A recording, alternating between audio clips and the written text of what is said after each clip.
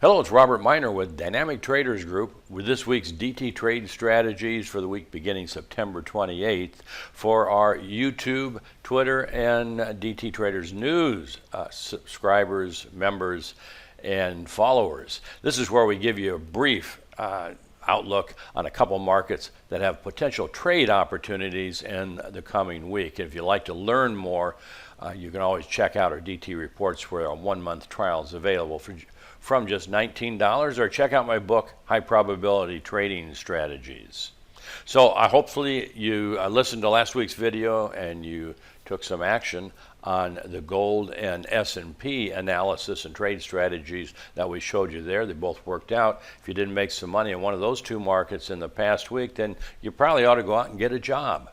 Okay, let's take a look at a couple different markets this week. And remember, regardless of the market or the time frame that we look at, what you learn you can apply to every market and every time frame. We're going to begin by looking at the crude market and a potential specific trade setup for early next week in crude oil or any related market. It could be an ETF, it could be a stock that's sensitive to the crude oil trends, that sort of thing. And before we begin, I want to remind you, as always, that we're interested in trading, not in forecasting. If you want to be a forecaster, you're in the wrong place. So we look at trade setups and specific trade strategies. So here's weekly crude oil. And on the weekly data, what happened last week that was significant is that the weekly DT oscillator, the 8 look back, it's the 8533 look back and settings, made a bull reversal. So again, I was not expecting that to happen because typically we have at least what we would call an ABC type of correction on the way down, and typically the oscillator, or DT oscillator at least, gets into the oversold zone for 1 or 2 bars before it makes a reversal, but it made it without getting into the oversold zone. So that's a warning that we have possibly completed a weekly low, and we want to be focused on identifying a long trade strategy with acceptable capital exposure. So the one caveat that we have is that while we usually focus on the 8 look back on the DT oscillator, and it just made a bull reversal.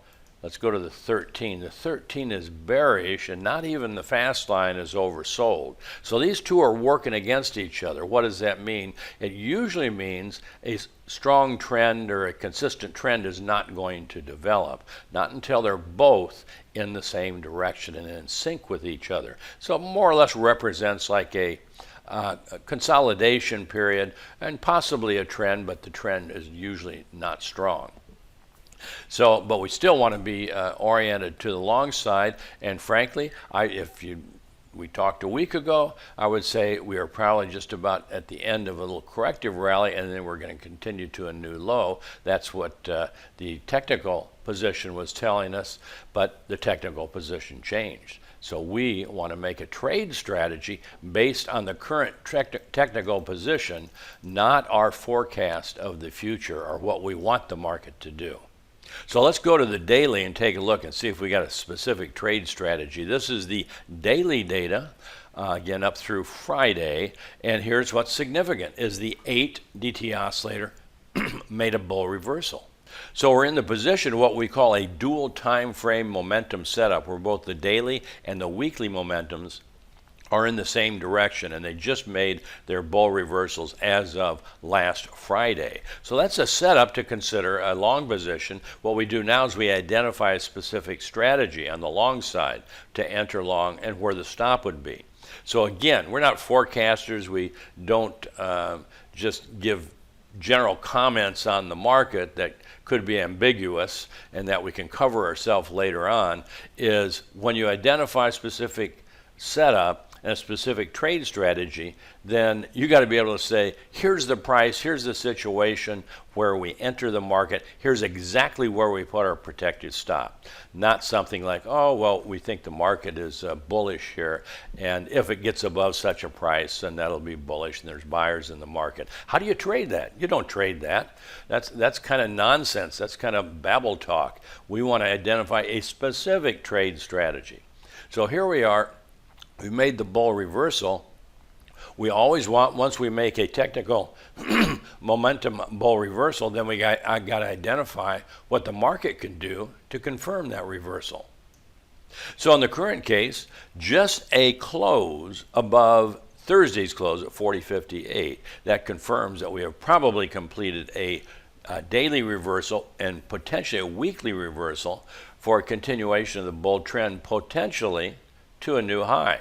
So that's all speculation. All I know is that we made a correction this past week right to the 61.8% retracement. We did not close below 38.87. That was the bear continuation signal. We did not do that, and we did make a 8 weekly momentum bull reversal and an 8 daily momentum bull reversal. So on a close above 40.58, if it makes a close above that early next week, that's a go long signal. And with a stop 1 tick below, we don't even have to go back to Monday's low, 1 tick below Thursday's low, because it's either making that reversal or it's not. And if it makes the momentum reversals from a significant price area and then has a higher close, that's one of our entry signals. If it does that, then it ought to keep moving in that direction. So we're able to enter the market with very small capital exposure. So if the market doesn't continue on its bull trend and it reverses back and we get stopped out, it's a small loss. We've preserved our capital. We're ready to identify the next trade. So that's crude for early next week with a specific setup. And again, you don't have to do futures. There's lots of other vehicles related to crude trends that can take advantage of this analysis. So let's take a look at the euro. It's one of my favorite markets to trade. And of course, by the way, if you're interested in the other major financial markets, check out our DT reports. We cover them all every week, every day, videos, trade tutorials, daily updates, and more. Okay, here's the euro. The euro had a strong down week this past week. However, this was week 2 of it driving the weekly DT oscillator into the oversold zone.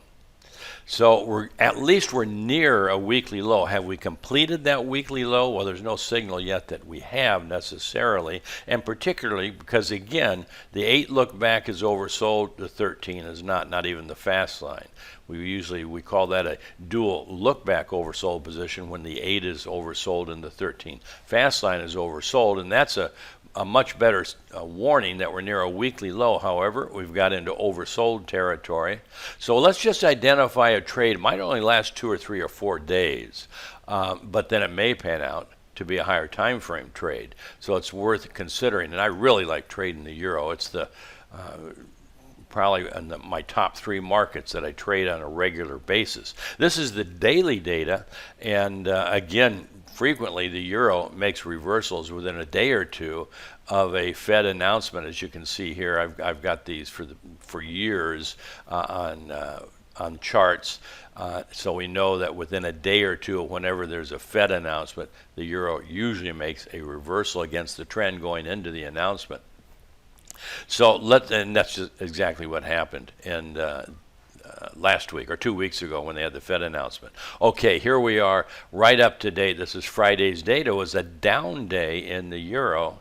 However, the daily momentum had been dual look back oversold for a couple of days, and on Friday it actually made a bull reversal. How does it make a bull reversal when it was a down day? Well, it does that because it's looking basically like all momentum indicators. It's basically a manipulation of the rate of change, and it's slowing down its decline. That indicates buying is coming into the market, at least short term, on a daily trend basis.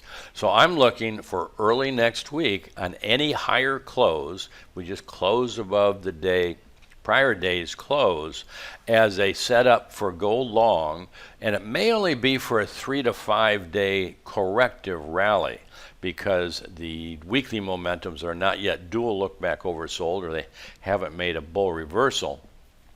But because they are oversold and have been for 2 weeks, at least the 8 look back, it's the potential for a weekly low. So if I can take advantage of this information, this dual time frame momentum setup for a long position, I ought to get at least 2 or 3 days on the upside. a daily trend typically lasts 3 to 5 days. That's the typical, sometimes a little longer, sometimes a little shorter. But it's a tradable trend with the possibility that it would extend into a weekly trend. What would the market do if we again we're beginning a weekly bull trend? Well, the first signal would be a trade, or not a trade, but a close above the September 8th close. That would be a closing overlap, and typically if the trend was bearish, it wouldn't do that. So if it does do that, then I'm on alert that this is a little higher time frame bull trend, and, other than just a 3 to 5 day daily bull trend. And of course, if it closed above this swing high, let me show you closes here real quick. If it closed above the recent closing swing high, then that breaks any possibility of a bearish continuation, and we've probably completed a weekly low, and we'd have a very significant advance ahead of us. So why am I specifically interested in identifying any go-long trade strategy? Let me go back to the weekly. This is where it becomes important, because that top about 3 weeks ago, earlier in September, is probably what we call in Elliott terms a wave 3 high. We're making a wave 4 correction.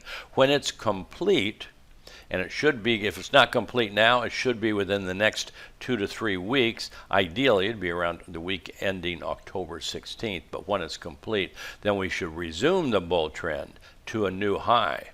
So that's why I want to be looking at any opportunity to go long. It may not pan out to be a weekly low and the completion of this wave 4 correction, but it's a tradable low.